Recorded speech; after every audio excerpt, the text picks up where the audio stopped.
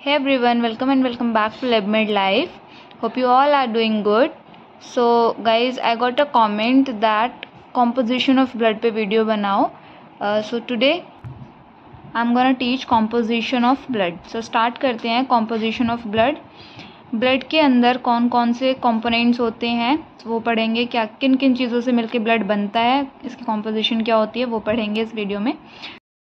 Okay, सो plasma 55% होता है and कुछ फॉर्म्ड एलिमेंट्स होते हैं जैसे प्लेटलेट्स, ल्यूकोसाइट्स, इरिथ्रोसाइट्स. प्लेटलेट्स 1% होती है, ल्यूकोसाइट यानी कि WBCs बोलते हैं इसको, वाइट ब्लड सेल्स, ये भी 1% होते हैं. Erythrocytes, RBCs, red blood sales, ये 45% होते हैं ब्लड के अंदर.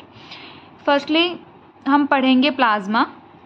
प्लाज्मा के अंदर क्या क्या होता है? अमीनो एसिड्स, नाइट्रोजनस वेस्ट होता है, कुछ न्यूट्रिएंट्स होते हैं, इलेक्ट्रोलाइट्स जैसे कि सोडियम, पोटाशियम, कैल्शियम एटसेट्रा, कुछ गैसेस होती है एंड ये कंटेन करके रखता है प्रोटीन्स को भी.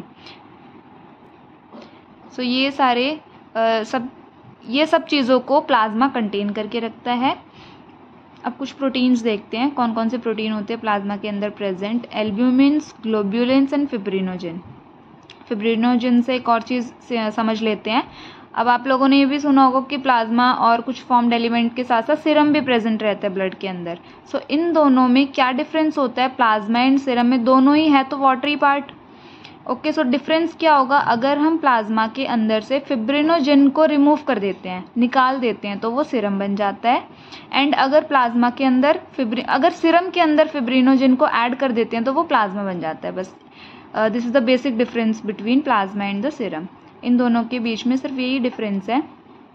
ओके, एक बार दोबारा से रिपीट कर लेते हैं. अगर इसमें प्लाज्मा के अंदर से फिब्रिनोजन को रिमूव कर दे तो वो सीरम बन जाता है. एंड अगर सीरम के अंदर वापस से हम फिब्रिनोजन को ऐड कर दें, ये प्रोटीन है, इसको ऐड कर दे तो ये प्लाज्मा बन जाएगा. सो ये डिफरेंस था. Hope you get my points guys. Now will learn formed elements. अब फॉर्म्ड एलिमेंट्स में आते हैं. प्लेटलेट्स 1% होती है, leucocyte, WBCs 1%, erythrocytes, RBCs, red blood cells 45% होते हैं. अब ल्यूकोसाइट्स भी आगे 2 टाइप्स में डिवाइड है, granulocytes and एग्रेन्युलोसाइट्स.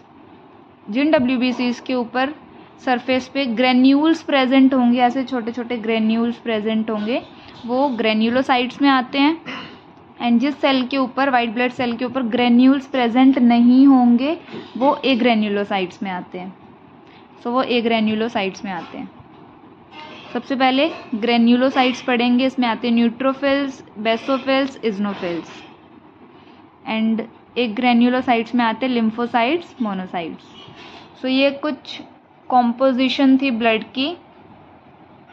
Hope guys you like the video and don't forget to like, share and subscribe for more such videos.